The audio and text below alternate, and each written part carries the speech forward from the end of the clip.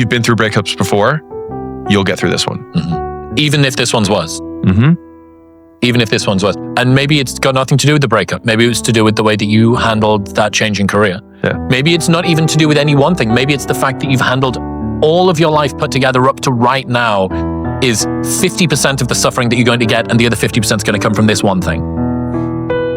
Or maybe it's this is 99% of the suffering is coming from this one thing, but in the 1% that you've had so far, that is the only evidence that you've got, I reckon that you still got this.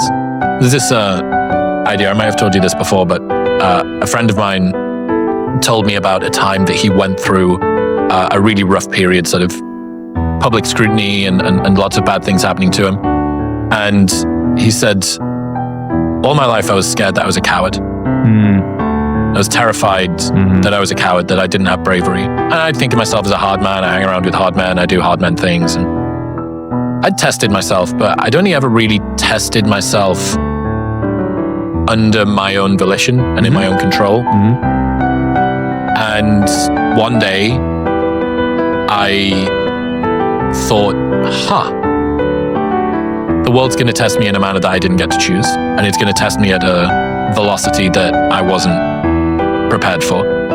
He used this sentence I fucking adore. He said, I could always hear my better self clearing his throat in the room next door.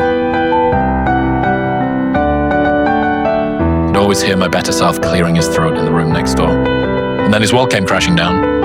It's like, and I wondered whether or not that guy next door was going to stop fucking coughing and kick the door in. And sure enough, he did.